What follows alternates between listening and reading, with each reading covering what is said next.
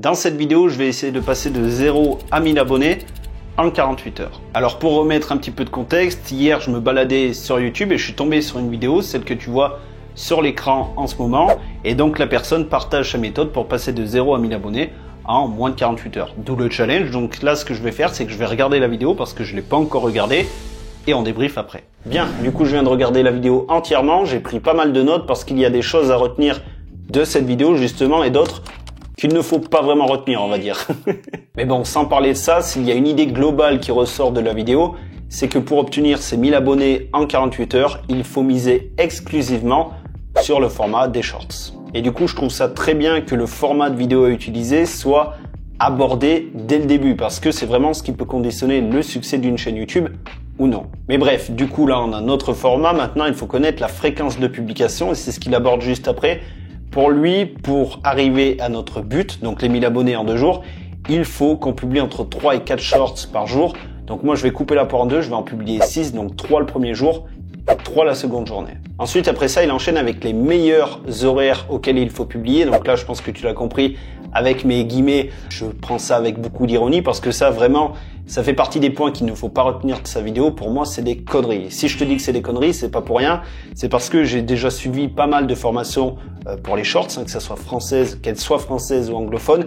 Et à chaque fois que ça parlait horaire, tous étaient du même avis.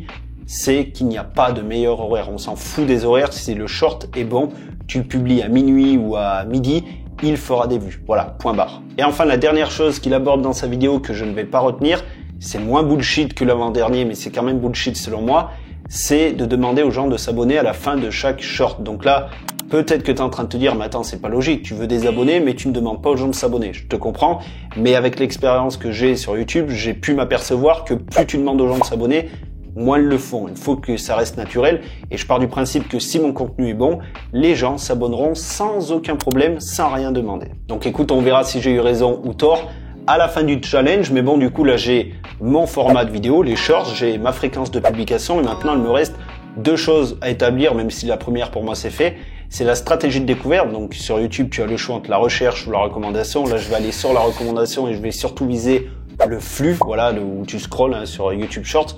Je vise vraiment ça parce que c'est ce qui va m'apporter le plus de vues, voilà, la meilleure mise en avant. Et la seconde chose, qui est non des moindres, la niche. Il faut que je choisisse une niche vraiment adaptée aux shorts qui peut péter le plus rapidement possible. Donc écoute, je vais travailler un peu là-dessus, j'ai déjà quelques idées, mais faut que je peaufine et on se retrouve d'ici quelques jours minimum, je pense. J'ai mis beaucoup de temps à trouver mes titres, ma niche, etc. Enfin plutôt ma niche, mes titres, etc. Parce que sur PC, le brainstorming fonctionne pas du tout de la même manière pour les shorts que pour les vidéos classiques, mais c'est bon, enfin, j'ai à peu près réussi à tout caler. Parce qu'en fait, j'ai mis des heures, voire même des jours à trouver la bonne niche qui peut marcher sur les shorts. Mais au final, je me suis dit, te prends pas la tête, fais du influence web, mais version shorts, et ça ira très bien. Par contre, la petite subtilité par rapport à ma chaîne principale que tu es en train de regarder, Influence Web, c'est que le contenu que je vais proposer via cette chaîne dédiée aux shorts ne sera pas du tout le même. Et donc en fait, ce que je vais faire sur cette nouvelle chaîne, c'est que je vais proposer uniquement des analyses de chaîne, rien d'autre, et ce pour 2 raisons très simples. La première, c'est que ça va me permettre de toucher tout mon public cible. Parce que par rapport à une chaîne où tu peux faire des vidéos longues, tu peux miser sur des sujets très nichés, etc., là, tu ne peux pas parce que le but, c'est d'atterrir dans le flux pour avoir un maximum de vues, d'abonnés, de visibilité, bref, exploser le plus rapidement possible, il faut aller dans le flux. En fait, si tu proposes quelque chose de trop niché dans le flux, eh bien, ça va correspondre à une partie de ton audience, mais pas l'autre partie. Donc, la plupart vont swiper, YouTube va le voir et il va nous virer du flux, pardon. Et c'est pas du tout le but. Moi, je veux rester le plus longtemps possible dans le flux. Donc, il faut proposer un sujet de vidéo qui va plaire à toute mon audience cible, l'expert confirmé, etc. Bref, tout le monde. Et donc en faisant des analyses de chaîne sur des youtubeurs, ça peut parler à beaucoup plus de monde sur mon audience parce que forcément, ils vont connaître la plupart des youtubeurs dont je vais parler. Donc ça, c'est la première raison. La seconde raison, elle est un petit peu plus subtile, mais elle est très simple également à comprendre, c'est que ça va me permettre de faire un transfert d'autorité. Je vais partir de 0. Donc en fait, je vais déplacer le focus donc qui est à la base sur moi, sur les youtubeurs. On ne va pas se concentrer sur moi, mais sur les youtubeurs. Les gens ne vont pas venir sur ma chaîne pour moi, mais pour les youtubeurs. Donc au final, je pourrais avoir des vues en profitant de la notoriété bien d'autres personnes qui sont déjà implantées. Voilà, donc au final, les 2 raisons sont très simples. La première, toucher un maximum de monde, et la deuxième, me servir de l'autorité de personnes déjà installées. Donc à ce stade, j'avais la niche, j'avais également le format de vidéo utilisé, et il me fallait maintenant le plus important, à savoir les titres. Et pour ça, eh bien, j'ai analysé les shorts, hein, comme je te l'ai dit, et j'ai vu qu'il y avait un sujet, il y a un sujet, même c'est en ce moment, qui ressort plutôt bien, c'est MrBeast. Voilà, et ça, typiquement, c'est quelque chose que je peux traiter sur ma chaîne.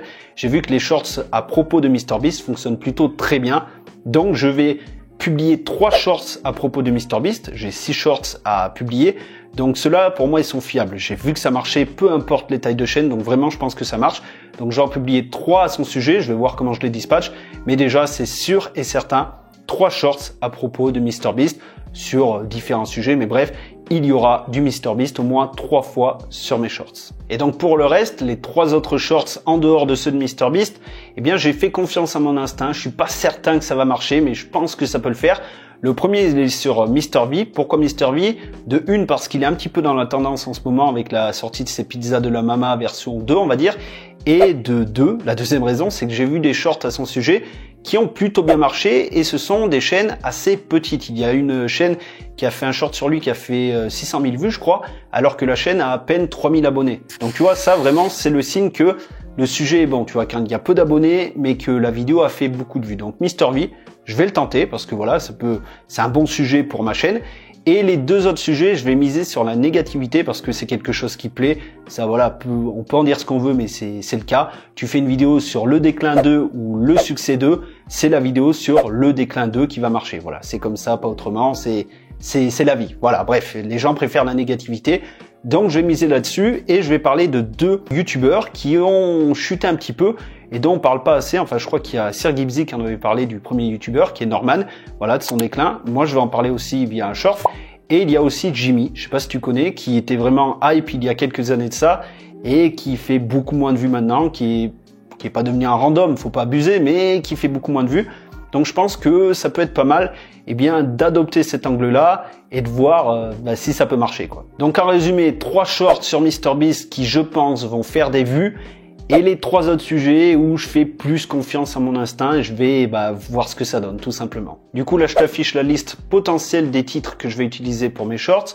Maintenant, il faut que je les scripte, que je les tourne, que je les monte, et on se retrouve après. Bon, cette fois, c'est fait. Les 6 shorts sont tournés, montés, etc. Bref, même planifiés sur ma nouvelle chaîne. Enfin, c'est pas vraiment une nouvelle chaîne. En fait, j'ai repris une chaîne test qui était à l'abandon. Donc, il n'y a pas de contenu. Voilà. Et j'ai seulement 2 abonnés sur la chaîne qui doivent plus du tout être actifs, je pense. Donc, c'est comme si je partais de zéro. Et donc, comme je te l'ai dit juste avant, j'ai déjà planifié mes 6 shorts. Et pour la planification, c'est très simple. Là, on est le jeudi 1er décembre. Je vais te montrer pour pas qu'on m'invente une nuit. Voilà, j'espère que tu as réussi à voir. Donc tu feras pause si jamais tu n'as pas vu.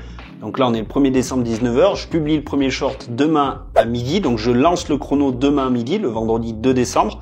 Donc demain, un short à midi, un short à 16h, un short à 19h. Samedi rebelote, midi, 16h, 19h. Et donc dimanche à midi, on fait un débrief parce que ça fera 48 heures. Et on verra si j'ai réussi mon défi ou non. C'est le jour J. Bon, on passait de 2h30, mais c'est le jour J quand même. Bien. C'est l'heure de la révélation, tu vas enfin savoir si j'ai réussi mon challenge ou pas. Mais avant que je te révèle ça, on va parler des vues que j'ai fait sur mes shorts. Et pourquoi je le fais dans ce sens et pas autrement? Parce que je te connais très bien. Si je te révèle d'abord le nombre d'abonnés, tu vas partir de la vidéo. Ça va flinguer mon watch time, donc non merci. Oui, je te connais, je sais très bien que tu vas faire ça. Donc parlons de mes vues. Donc sur les shorts, c'est plutôt pas mal, sachant que j'ai une chaîne qui est toute récente, je suis parti de 0 abonnés, donc vraiment de 0, justement, oui. Et seulement sur 2 jours. Les vues sont comptabilisées sur 2 jours, donc c'est à prendre en compte. Moi, je l'ai pris en compte et du coup, c'est plutôt bon. Il y a vraiment 2 shorts qui ont bidé complet. Il y en a un qui a fait 7 vues et l'autre 26 vues, donc poubelle. Mais les 4 autres, c'est plutôt pas mal. J'ai un short qui a fait 2000 vues, un peu plus. Un qui a fait plus de 3500 vues. Un autre, 1500 vues. Et le dernier qui a fait le plus de vues, 5500 vues. Donc honnêtement, c'est plutôt encourageant. Et en fait, pourquoi est-ce que je te dis ça? Donc sans prendre en compte que ma chaîne est jeune, que c'est sur 2 jours uniquement. Eh bien quand je regarde les shorts de chaînes concurrentes, donc qui ont beaucoup plus d'abonnés que moi, 50 000, 100 000, voire même 200 000 abonnés, eh bien la plupart je fais plus de vues qu'eux. Donc franchement, ça prouve une chose, c'est que quand tu pars de zéro, eh bien grâce aux shorts, tu peux obtenir très rapidement autant de vues que les grosses chaînes. Tu peux le faire aussi avec du contenu long.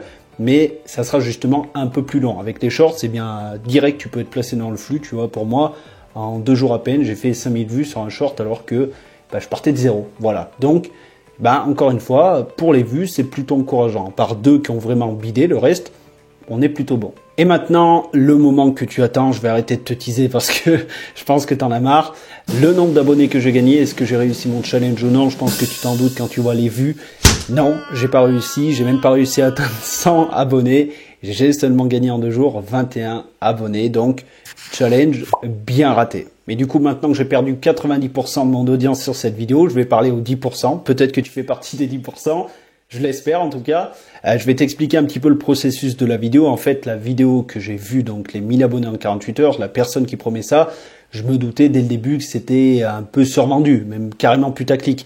Mais plutôt que de te faire une vidéo très basique en te disant oui, non, c'est pas possible, etc., je trouvais ça plus fun de te le faire via ce format-là. Voilà, tout simplement.